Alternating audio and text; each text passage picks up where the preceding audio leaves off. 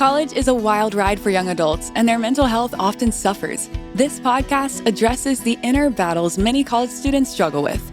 You're listening to Normalize It Forward, where we have raw, unfiltered conversations about young people's biggest mental health problems, how to handle them, and how to achieve a more resilient mind.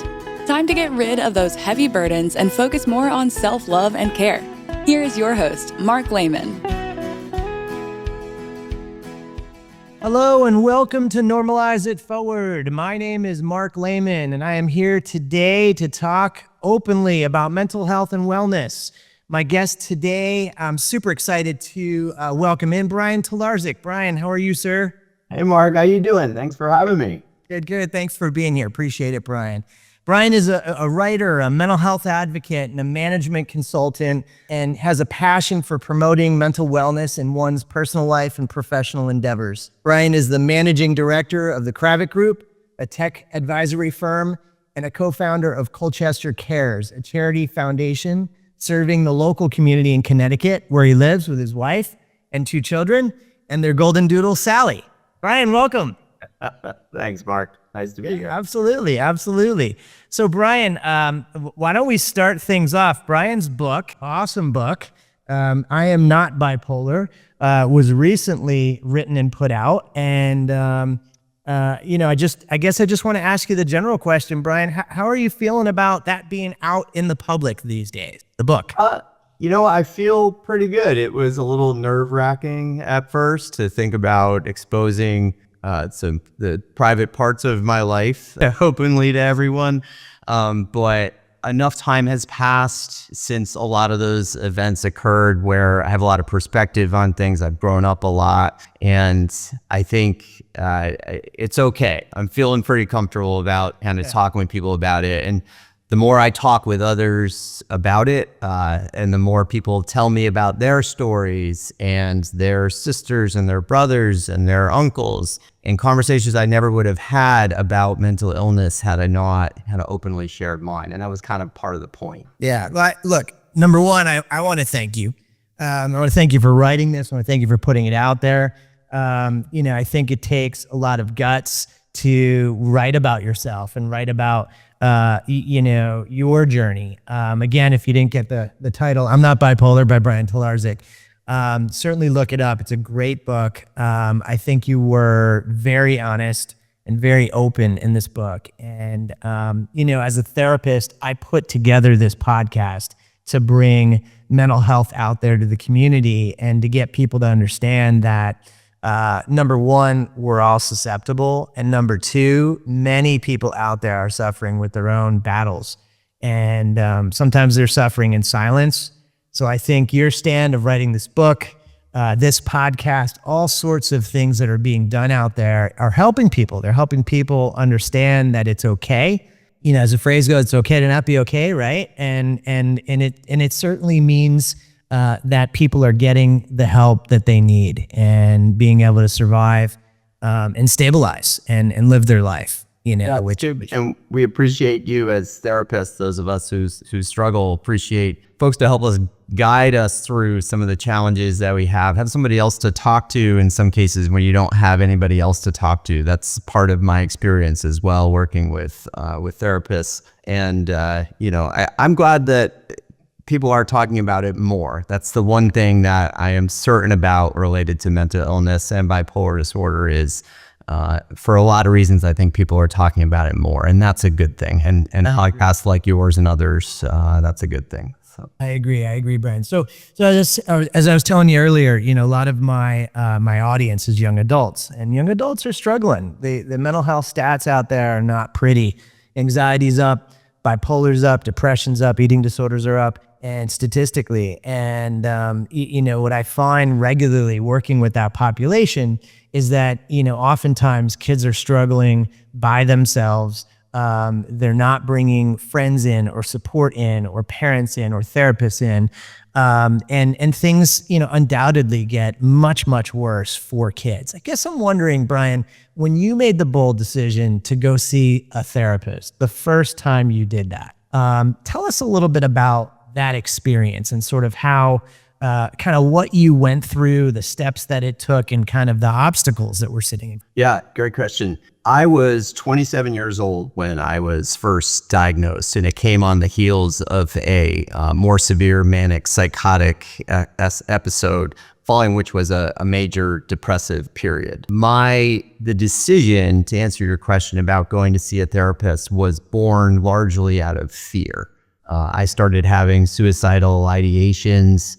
I was in a very hopeless kind of state, and Yale New Haven Psychiatric Facility had connected me with a doctor in Virginia where I was living at the time. At first I ignored kind of going to him, kind of denying that their diagnosis was wrong.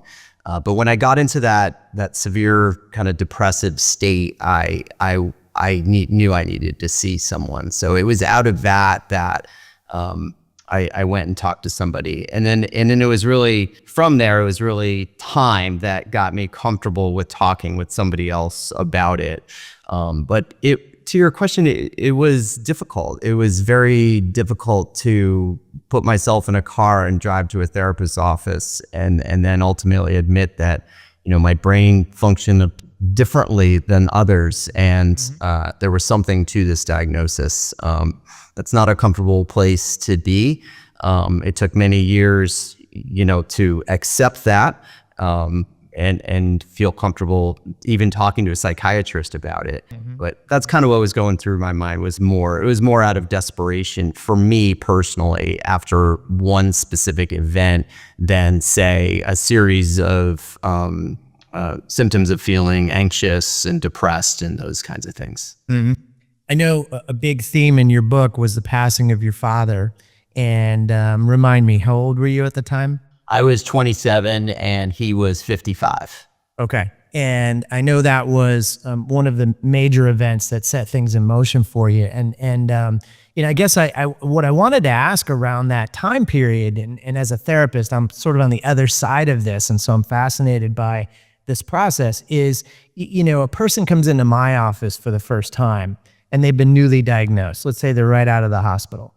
I've been doing this for a while. This is not my first meeting, this is their first meeting. And so, I have to take that into account, that this is overwhelming, and maybe a little surreal. Is this really happening? This is, and now my life's going to be different because I have this lens to look through. But in many ways, different good. It opens up opportunity, and I can be honest with people about this is why this happens, and I guess, I wonder how big of an obstacle was that for you? A big obstacle. And it certainly was at first, like we were talking about. I think for me, it came on the heels of my father died 6 months prior, before I had my first psychotic episode.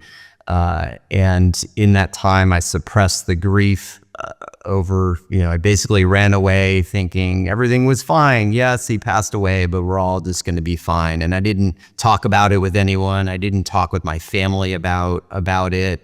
I really just kind of ran away from it. And it was through that suppression that really triggered my illness surfacing for the first time, even though I was 27. There were no signs of bipolar disorder or anything. There exists in my family, but it did not exist, any signs with me anyway, that I would have known.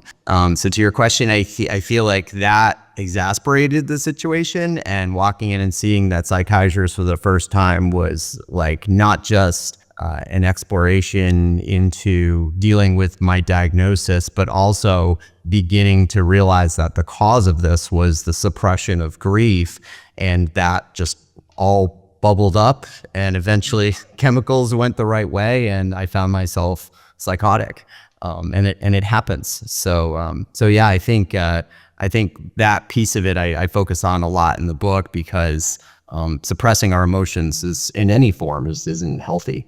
Yeah, it sure isn't. And but I think it's also avoidance, right? Is kind of a natural tendency when we don't have that muscle built up in our body, right? So it's like, all right, I don't know what to do, so I guess I'll just avoid it. I think a lot of people end up doing that.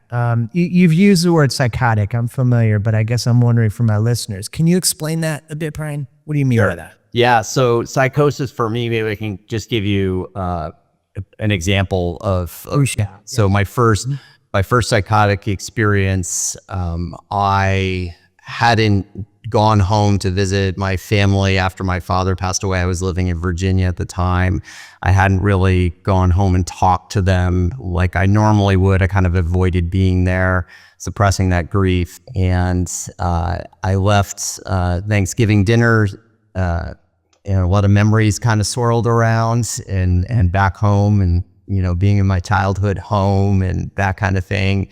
And so I went back to Virginia and I started doing a lot of activities, your standard like hypomanic activities like running more than I normally would, forgetting that I ran, so running again, working feverishly on things that I could never finish because I didn't know why I was doing them, kind of elevated to manic behavior. And then the psychotic part of that was transitioning from reality and what was happening around me to an abstract reality that I was creating. And the narrative of my psychosis was actually coming to believe that my father was still alive, that his death had been faked. And along with a whole bunch of other things surrounding September 11th, because that happened during that time period a few months prior. And I went on a search to go find my father. I went up and down the East Coast and looking for clues that, I heard voices inside me that he was talking to me and guiding me. And I just kind of fell into an abstract reality, something that didn't exist. I was operating in the real world, but my world was filled with terrorists chasing me. And, everything becomes kind of a metaphor of itself, right? Like there's a white panel van over here driving next to me with an American flag. Is that a terrorist? Just kind of, abstraction after abstraction. And, just going from reality to non-reality in about a week period, not even longer than that.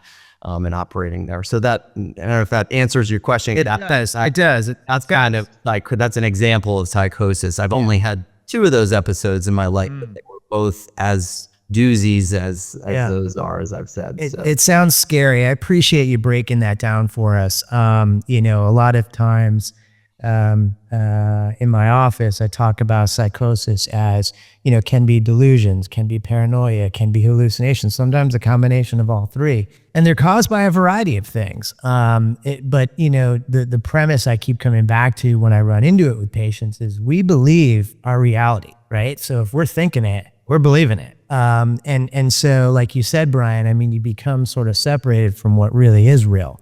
And that's scary. That's scary because, again, you're in that zone. You don't know how to stop. Again, I appreciate, just your candor around this and the pure honesty around what this was like for you. I'm curious, I tend to ask this question a lot in my interviews just because I think it's helpful for my listeners to hear. You're speaking directly to a college student, which in many ways you are right now. And they're struggling. They've got something going on that is clearly above their pay grade and they don't understand it, but it is out of control, whether it's excessively restricting their diet or cutting themselves or having lots of anxiety that they can't control. Do you have any general advice for that student? I think the most specific thing that comes to mind was the struggle I went through and took a very long time to understand what I needed to do, and that was to talk to others. I know that's very direct and probably easy to say, but it doesn't need to be a therapist. If you can talk to a therapist, that is extremely helpful because they're looking at it from a professional clinical perspective and can help you in other ways. But talking with someone and taking a pause and a timeout from whatever you're doing in your life and realizing that your life and your health is much more important than what's in front of you right now.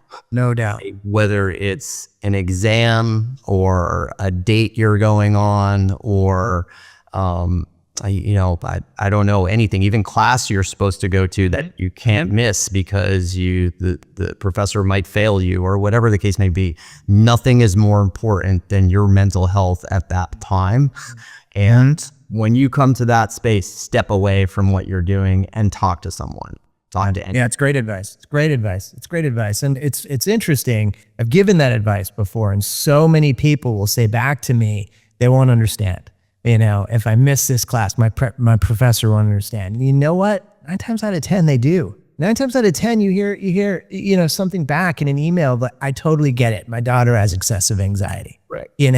My cousin, my niece, my brother, people get it. People get it way more than we think. Because guess what? By numbers, a lot of people are suffering. They are. Yeah. And the numbers are skyrocketing. And, you look at the effects of technology and other things that are pointing to anxiety and depression increasing in folks. And you're right. On the other side of that conversation from a professor standpoint is they have a family, right? They understand the stress of the things they need to do in their job. They're grading papers.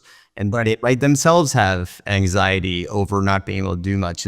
There's humanity on the other side of that, not a relationship that's superior inferior. And so in that case, I would encourage students to talk to their professors or their advisors and make sure they know what's going on. They probably will more than understand and be there to help you. It's great advice, Brian, and I'll add to that. Not only are all of those things going up, so is the suicide rate. And it's so disturbing to me that every couple of months I hear about another person who took their own life. And, in most instances, needlessly, and it's a lot of times it comes down to people saying things like, I had no idea they were struggling, because they didn't tell anybody, and to me, as you said, health and safety, there's nothing more important. I don't care what class you're in. I don't care what job you have. I don't care what you're doing. Nothing more important. So great advice. When you're in that space, for me, I never attempted suicide, but I had in the 2 major depressive episodes I had so many suicidal ideations, and they were derived from just hopelessness, a feeling of hopelessness. And I think for me, I lived alone at the time, and in both those instances, that made things much more difficult. Even if I wanted to talk to somebody wasn't there. So what I would say to any of the other listeners out there, like parents, is just figure out how to be present. As a parent, you can't pull somebody out of the hopeless rabbit hole. That you won't be able to do that, but be there and make sure that they know that the line of communication is open, and from there, just try to be there to help them. Totally. Yeah, I always say showing up is half the battle. And probably the other half is listening. But being there for your young adult is really important. And I think you said it really well just now. You can't force them to share about all of these deep, dark things that they're going through. But trust me, the fact that you show, the fact that you're there, the message that sends, and the opportunity that they have now. Okay, they have a mom, they have a dad, they have an aunt, they have an uncle, they have someone there that they can share with is huge. Really, really big. Yeah, I had a friend of mine didn't know during my second episode, didn't know really what to do, was very concerned about me when I was in the hospital during my second hospitalization. And, he himself didn't know how to respond to it. So I was living on the North Shore of Boston at the time, and he was in Connecticut, and he drove to New Haven to get famous Pepe's Pizza. and he drove up to the hospital in Boston and just sat with me and ate a pizza. And I'll tell you, to this day, I still remember that conversation. Remember just sitting there with somebody who just, went out of his way to do this, and it meant so much to me. So for the parents and students out there, that it's that kind of experience that I think those who struggle don't forget. That's a great example, Brian. I would say also, look, that can be really uncomfortable. I've been to psych hospitals, but most people haven't. And so to go and visit a friend and just sit there and just be there, and again, the message that sends of, dude, I care about you. You know what I mean? Like, you're important to me. You're not missed. I should say you are missed, but your presence, and so we're like, I care about you, and I want to know that, I want you to know that while you're struggling in here, we're thinking about you. And so again, I push parents to understand that concept. I have parents say to me all the time, that's going to be really uncomfortable. So what? Going to a funeral is really uncomfortable too, but we do that, right? We do that for a good reason. Sometimes you just have to push yourself and be in those spots. And I'm a big fan. I have a good friend I interviewed a while ago on this podcast who lost his son, unfortunately, to suicide. And, ever since then, he makes it a point of telling his friends how much he loves them. And it doesn't matter if you've known him for a long time or a short time, he tells you because it's important, To me, I think there's some things that come out of these experiences that is very important for us to pay attention to. Brian, I wanted to ask, because I know a big part of this book, or the writing of this book, was for your kids. And I know that, through sort of the note that you wrote to them in here, it feels like a vehicle for them to understand their dad a little bit more. Tell me a little bit about that. Yeah, I think it's dual purposed. The first is that the discussion around mental illness in my family, on my mom's side of the family, bipolar disorder existed in that generation in the 60s, 70s, and 80s. When I grew up, it wasn't discussed at all. As manic depression was what bipolar disorder was previously called, and it was just something you really just didn't talk about. And while it may be hidden today, back then it was really, really hidden, and we didn't talk about it. So the first purpose of kind of addressing the kids in the book is to say, this isn't right. We should pass these things down. This is a genetic illness. This isn't something that I chose. I inherited this, and oh, by the way, you may too one day. Right. We don't know. Right. But I want you to know two things. One is we're going to talk about it well in advance of if that were to happen. Neither of my children exhibit that kind of, any kind of behavior associated with a mental illness right now, but that could change. For me, it didn't surface till I was 27, and so that's the first thing. But the second thing is, I think as parents, we put ourselves on pedestals to our kids to say, I don't have these struggles. My life has been perfect. I'm your dad, and I have to hide. I should hide what things that have happened in my life. And my mental illness experiences really have made me challenge that a lot and just be like, I think you should really learn from a bunch of mistakes that I made, and there are plenty.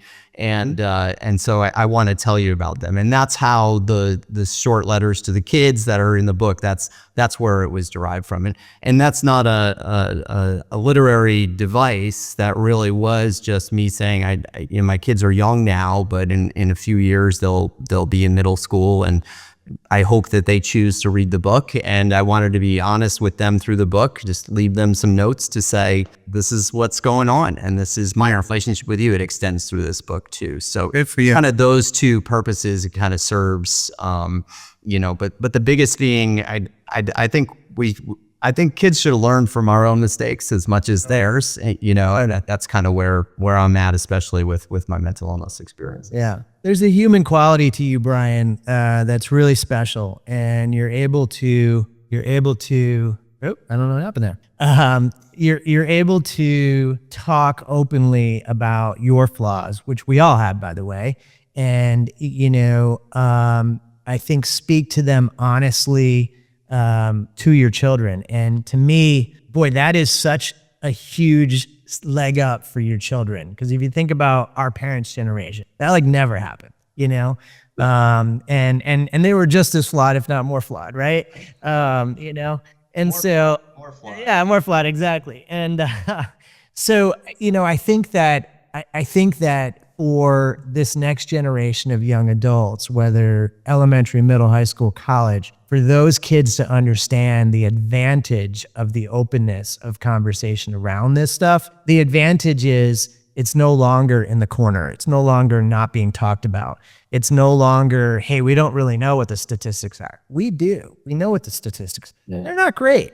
And they're not great, but we do know, just like anything, heart disease, diabetes, we know that if you're getting help for it, the chances of it beating you are much less, right?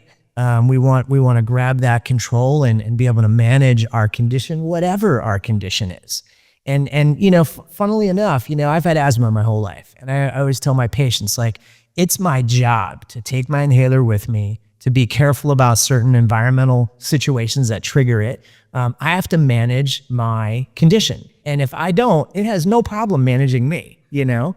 And I think that's true for most conditions. Yeah, it's true. And for me, it's, you know, I usually leave a lot of conversations like this saying, you know, I might come across to you as someone who's, you know, been able to be open around my own experiences, or they might come across as, you know, someone who's has tackled his past and, you know, is moving forward. But the reality is that there's no cure to bipolar disorder or any other mental illness. There's only the ability to manage it. And there's ways that I work to manage that every day. And a big one for me is like overworking, right? So I'm like self-employed and I take on so much client work like yourself at a time. And I just have learned over time to never take on too much that I can't do, because then I'll try doing it all at once. And then that's what ended in not so good circumstances for me. So I think there's a list of things everybody needs to do to manage their own mental health. And that list is very different for everyone. I think everybody's circumstances, everybody's genetics, everybody's you know, position in life is very different. But I think the most important thing, like your asthma, is to say there is something I need to do, and never wake up in the morning and say, oh, I don't need to do this today. Like, remind yourself of that. So. Right. And I put it in the basket of self-care. As we get older, you know, we're making sure we're getting our annual visits into our doctors and our eye doctors, and are getting our teeth cleaned and doing all the maintenance stuff, right, that we're supposed to be doing. I think part of self-care as young adults get into adulthood is them recognizing, hey, this is just an extension of, you know, if you belong on medications, don't let them run out. If you're seeing a therapist and you know, you need to keep going, like continue to do that. The self-care aspect of it is, you know, so important. And, you know, as basic as this sounds, self-care really comes down to us, you know? So if you just decided one day, Brian, I don't want to go see my doctor anymore, then you don't, you know, you will suffer consequences, but you know, that is your choice, right? So the self-care piece, I feel like is the question, or the decision, I should say, comes down to the person. And I think that I try to get people to understand, hey, I'm a human being as well as a therapist. And it's like, all right, I make decisions every day to manage certain things with myself. I'm not perfect. I certainly make mistakes. And same goes for you, Brian, right? And so it's you know, our journey is we try to manage ourselves best we can. Best we can, yeah. I think I talk in the book a little bit about my therapist at the time was kind of pointing me towards my inner self and working with me to come up with ways to manage my mental health, but more was forcing me to have a conversation with myself in any way that I could. One of those was keeping a personal journal, from which this book actually eventually evolved from, dealing with some of the PTSD disturbances that I have from my psychosis. And I think the way I approach it in the book is, I feel like for me, as somebody who needed therapy, I was looking for like external guideposts. Like I was looking, you know, traveling through the woods and looking for other people and other things and medication, and to kind of make me well again. And And really my therapist and others in my life were pointing me towards my inner self, like having a conversation with myself about self-care and those things I needed to do, and not necessarily, do this and everything will be fine for you. That took a long time to really grasp hold of and understand. For me, over a decade, and which was at least 9 years too many. And, but it's true. I think the concept of self-care is at the forefront of maintaining mental health. Yeah. Yeah. Well said. Well said. I can't help but notice the picture behind you, Colchester Cares. Tell us a little bit about that. So Colchester Cares was one of the 500 wonderful ideas that my wife has had. So I had to give her a plug here, right? So Colchester Cares, we live in Colchester, Connecticut, and Colchester Cares is a giving group. It was formed in the middle of COVID. And to sum things up, there's a group of people, all the members of Colchester Cares come together once a quarter, and you can team up with a couple people if you want. It doesn't have to be you, but everybody throws in $100 towards a pool of money. And then everybody raises causes that are needed in the town. So it might be a Boy Scout that's looking to rebuild park benches at one of the parks. It could be the fuel bank that's looking to raise money because it's October, or whatever it is. Everybody brings up causes, and then we distribute out the causes, and everybody votes. All the members vote. And then we pool our money together, and the top 3 causes ranked get a third of the money pool. Oh, cool. We just do this every quarter. So they're called giving circles. It's not an uncommon, it was my wife's idea to center it on our town. That was kind of the piece of it. We were part of a giving circle in Southeast Connecticut.